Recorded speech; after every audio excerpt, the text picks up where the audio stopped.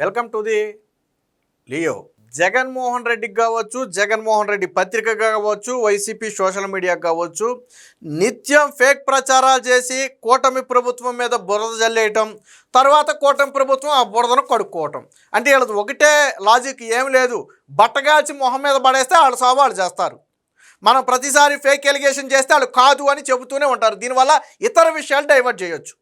So ఇది వైఎస్ఆర్సీపీ ఆడుతున్నటువంటి ప్రధాన drama.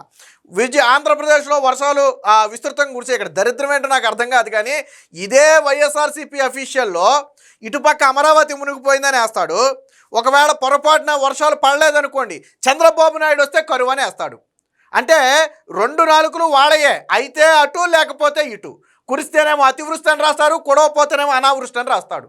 అంటే ఎంత దౌర్భాగ్యమైన పరిస్థితి చూడండి. మొన్న వర్షాలకు అమరావతి మొత్తం కూడా మునిగిపోయింది, ముంపులో అమరావతి అని చెప్పి ఆర్టికల్ వేశారు. జగన్మోహన్ రెడ్డి సిగ్గుశరం ఉంటే నువ్వు 5 ఏళ్ల పాటు అదే అమరావతిలో ఉన్నావు, అదే సెక్రటరేట్లో ఉన్నావు, అదే సచివాలయానికి వెళ్ళావు, అదే హైకోర్టు నడిచింది, నీ ఇల్లు కూడా దానికి పక్కనే కట్టుకున్నావు.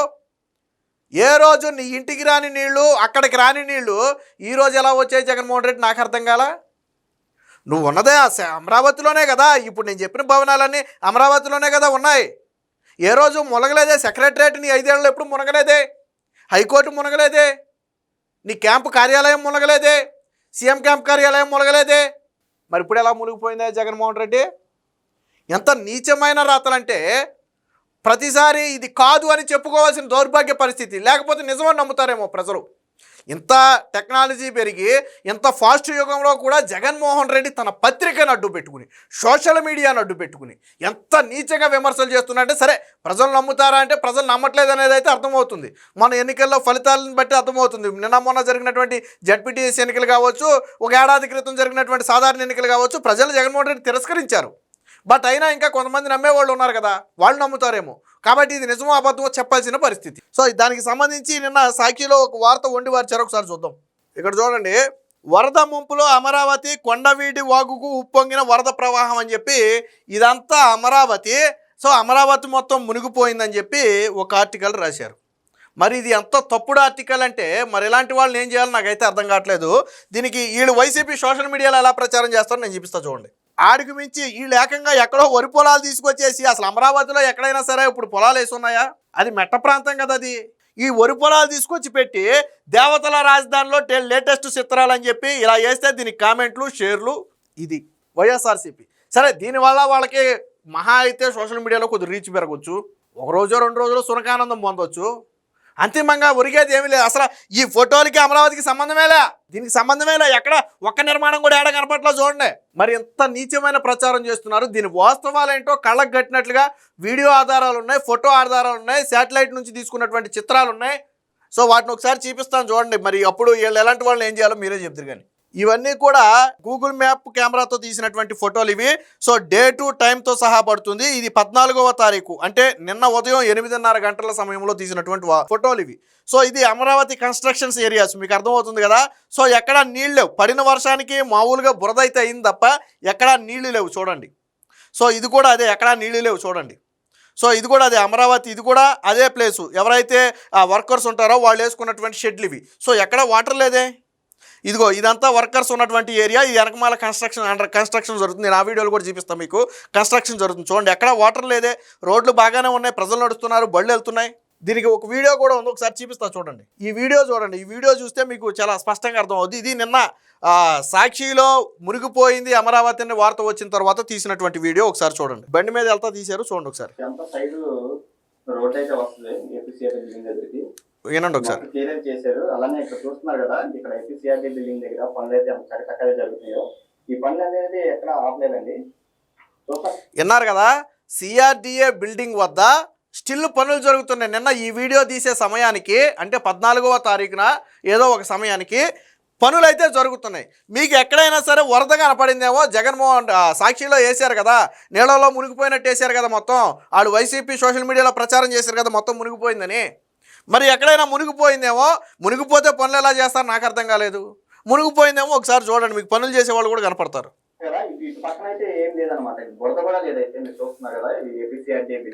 చూడండి. అలానే రేపు అయితే ఓపెనింగ్ కాబట్టి దీనికి సంబంధించి గ్రీనరీ చెట్లు ఎన్నైతే తెచ్చారో. సో ఈ వీడియో నిన్న తీసింది అనడానికి ఉదాహరణ, ఈరోజు సిఆర్డిఏ బిల్డింగ్ ఓపెనింగ్. సో దానికి సంబంధించి పనులు చకచగా జరుగుతున్నాయి. ఆ గ్రీనరీకి సంబంధించి చెట్లు కూడా తెచ్చారు. సో ఆ విషయమే ఆ వీడియోలో కూడా చెప్పింది. ఇక చూడొచ్చు మీరు ఇక్కడ చూశారు కదా, అసలు నేల చూడండి ఎంత పొడిగా ఉందో. పొడిగా అయితే ఉందో. మరి బురద నీళ్ళు కనపడమే. ఇదేంటంటే ఈ రోడ్డు ఇక్కడ వాయిస్ కొద్దిగా కట్ అయింది.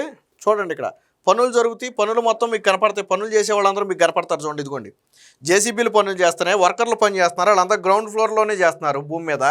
పైన ఎక్కడ పనులు చేయట్లేదు. చూడండి ఎలా జరుగుతున్నాయి పనులు. ఇప్పుడు బిల్డింగ్ వెనకమాల కూడా చూపిస్తారు చూడండి ఒకసారి. సో ఇది బిల్డింగ్ వెనకమాల జరుగుతున్న బిల్డింగ్ వెనకమాల చూడొచ్చు మీరు. సిఆర్డిఏ ఏదైతే అధికారుల క్వార్టర్స్ ఉన్నాయో, ఐఏఎస్ ఐపీఎస్ క్వార్టర్స్ అవి. సో అంటే అక్కడ కూడా ఎక్కడ వాటర్ లేదు. మరి సాక్షిలో వేసినటువంటి వాటర్ అంతా ఎక్కడి నుంచి వచ్చింది, ఎక్కడ ఫోటో తీసుకొచ్చారు మీకు గుర్తుందో లేదో. జగన్మోహన్ రెడ్డి ముఖ్యమంత్రిగా ఉన్నప్పుడు ఒకసారి వరదలు గట్టిగా వస్తే అమరావతి మునిగిపోయిందని చెప్పి ఇతర రాష్ట్రాల్లో కొన్ని ప్రాంతాల్లో వరదల సమయంలో మునిగిపోయినటువంటి ఫోటోలు తీసుకొచ్చి అమరావతి మునిగిపోయిందని ప్రచారం చేస్తే తర్వాత ఫ్యాక్ట్ చెక్లో పెట్టి అవన్నీ ఉత్తిదేనని చెప్పి చెప్పడం జరిగింది. ఈరోజు కూడా నిన్న కూడా ఇవన్నీ ఫ్యాక్ట్ చెక్లో పెట్టి ఫ్యాక్ట్ చెక్ చేసి ఆ ఒరిజినల్స్ ఎక్కడ ఉన్నాయో అన్నీ చెప్పారు. అంటే సాక్షి నిత్యం లగిస్తే అమరావతి మీద ఎందుకు ఇంత ఏడుపు? నువ్వు అమరావతిని కాదన్నందుకే ప్రజలు 11 సీట్లు ఇచ్చి పక్కన కూర్చోబెట్టారు. మరి అప్పుడైనా బుద్ధి రావాలి కదా. ఆల్రెడీ వీళ్ళ నేతల్లో కొంతమంది ఎవరో రిలీజ్ అయ్యారు. అమరావతిని నిర్మించి ఉంటే బహుశా మేము గెలిచేవాళ్ళమేమోనని చెప్పి కొంతమంది వైసీపీ నేతలు భావిస్తున్నారు. అంటే జగన్మోహన్ రెడ్డి తీసుకున్నటువంటి నియంతృత్వ నిర్ణయాలే ఈరోజు జగన్మోహన్ రెడ్డిని అధపాతాళానికి దొక్కేశాయి. ఆ రోజు అమరావతిని రైతులు త్యాగం చేశారు. రైతులేమీ ఫ్రీగా ఇవ్వలే. అవి ఒక రకంగా రైతుల త్యాగం, అది భూములు అనేవి. రాజధాని కోసం త్యాగం చేసినటువంటి భూముల్ని జగన్మోహన్ రెడ్డి నిర్వీర్యం చేసేసాడు. నిర్మాణాలు జరగనివ్వలేదు, రైతులకు చెల్లించాల్సిన కౌలు చెల్లించలేదు, వాళ్ళకి అందాల్సిన అదనపు బెనిఫిట్లన్నీ క్యాన్సిల్ చేశారు, వాళ్ళకి ఇచ్చే పింఛన్ ఏదైతే ఉందో దాన్ని నిలిపివేశాడు. వాళ్ళ ఉసురు ఉత్తినే పోద్దా. అమరావతి రైతులు ఎంతెంత లెక్క రాష్ట్రం మొత్తం ఎంతెంత లెక్క పాదయాత్ర చేశారు అమరావతి రైతులు. ఎన్ని రోజులు 5 ఏళ్ల పాటు జగన్మోహన్ రెడ్డి 3 రాజధానులు అని అసెంబ్లీలో ప్రకటించిన రోజు మొదలుపెట్టి జగన్మోహన్ రెడ్డి గద్దె దిగే వరకు కూడా రైతులు ఉద్యమం చేశారు కదా. దేశంలో ఎక్కడైనా ఇన్ని రోజులు ఉద్యమం ఎక్కడైనా జరిగిందా? ఏ రోజైనా జగన్మోహన్ రెడ్డి అమరావతి రైతుల దగ్గరికి వెళ్ళి ఏంటమ్మా మీ కష్టం ఏంటి చెప్పండి అని ఏ రోజైనా అడిగాడా? ఒక రాష్ట్రంలో వేలాది మంది రైతులు ఉద్యమం చేస్తే స్పందించని ఏకైక ముఖ్యమంత్రి జగన్మోహన్ రెడ్డి. దాని పర్యవసానం ఎలాగుంటుందో మన ఎన్నికల్లో చూశాడు. జగన్మోహన్ రెడ్డి ఓడిపోవడానికి ఏవో పెద్ద పెద్ద రీజన్స్ ఏమో ఆలోచించక్కర్లా. ఈ రీజన్స్ చాలు. జగన్మోహన్ రెడ్డి ఎందుకు ప్రతిపక్షానికి కూడా నోచుకోలేదు అనడానికి ఇవన్నీ ఉదాహరణ. ఇంకా అమరావతి మీద విషయం చెమ్మటమే. అమరావతిలో అవినీతి అన్నారు. సుప్రీంకోర్టు, హైకోర్టు చెంపదెబ్బలు, మెట్టు దెబ్బలు కొడితే అది కూడా జగన్మోహన్ రెడ్డి ముఖ్యమంత్రి అయిన తర్వాత కొడితే మళ్ళీ ఈ రోజుకి నోరెత్తలా. మళ్ళీ ఆ సాహసం చేయలేకపోతున్నారు. కానీ అమరావతి మునిగిందని విష ప్రచారం. గతంలో ఏదో ఐఐటి మద్రాసు వాళ్ళు అమరావతి మునిగిపోతుందని ఇచ్చారు, అక్కడ భూములు బాలేదని ఇచ్చారని ఒక ఫేక్ లేఖను సృష్టించి సోషల్ మీడియాలో పెడితే మద్రాసు ఐఐటి స్పందించి అసలు మాకు దీనికి సంబంధం లేదు, మేము అక్కడికి వచ్చి ఎప్పుడు పరీక్షలు చేయలేదని చెప్పారు. మరి ఇలాంటి నీచమైనటువంటి కుట్రలు పనేది ఎవరు? జగన్మోహన్ రెడ్డి కదా. ఈరోజు సాక్షిలో వచ్చిన ఫోటో ఎక్కడదని నేను అడుగుతున్నా. నేను లైవ్ చూపించా, లైవ్లో వెళ్ళారు, లైవ్లో డేటు మ్యాపులతో సహా ఉన్నాయి, లొకేషన్తో సహా ఉన్నాయి, లైవ్లో చూపించాం. పనులు జరుగుతున్నాయి, వీడియోలు ఉన్నాయి, ఫోటోలు ఉన్నాయి. మరి వాళ్ళకి ఎక్కడి నుంచి వచ్చినాయి అవన్నీ? అంటే వేరొక ప్రాంతంలో ఎక్కడైనా సరే వరదో లేదో ఏదన్నా జరిగి మునిగిపోతే ఆ ఫోటోలను తీసుకొచ్చి అమరావతికి అంటగట్టాలి. ఎందుకు అమరావతి మీద విషయం చెప్పడం అని నేను అడుగుతున్నా. ఎందుకు అమరావతి అంటే జగన్మోహన్ రెడ్డికి కక్ష? జగన్మోహన్ రెడ్డికి రాజధాని అంటే ఎందుకు అంత కక్ష? అంటే దళితుల ఉండే ప్రాంతంలో రాజధాని ఉందని జగన్మోహన్ రెడ్డికి అసూయ? జగన్మోహన్ రెడ్డి రాజధాని ఎక్కడుందో తెలుసా? దళితుల ప్రాంతంలో ఉంది. రిజర్వ్ నియోజకవర్గాల్లో ఉంది రాజధాని. రిజర్వ్డ్ నియోజకవర్గాల్లో ఉంది రాజధాని. అంటే జగన్మోహన్ రెడ్డికి దళితులంటే ఎంత చిన్న చూపు కాకపోతే నీ తాడేపల్లి ప్యాలెస్ చుట్టూ ఉన్నటువంటి దళితులను ఆ కరకట్ట మీద మొత్తం మీద లేపేశావు. నువ్వు నీ చుట్టూ ఉన్న దళితులు మొత్తం లేపేశావు కదా. అంటే జగన్మోహన్ రెడ్డికి దళితులు వాసన పడదు, దళితులు నీడ తగలకూడదు, రాజధాని కట్టుకోకూడదు, రాష్ట్రం అభివృద్ధి చెందకూడదు. రాజధాని లేని రాష్ట్రానికి ఎవడైనా పెట్టుబడి పెడతాడా? గతంలో ఒక హైకోర్టు జడ్జి న్యాయమూర్తి ఆవేదన వ్యక్తం చేశాడు.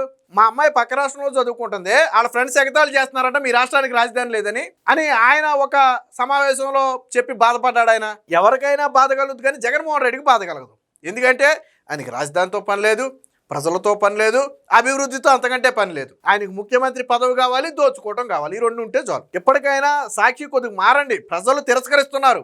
అది 2024 ఎన్నికల్లో చూశారు. మన జడ్పీటీసీ పులివెందుల ఒంటిమిట్ట జడ్పీటీసీ ఎన్నికల్లో చూశారు. ఇంకా నేను మారను, ఇలాగే ఉంటా.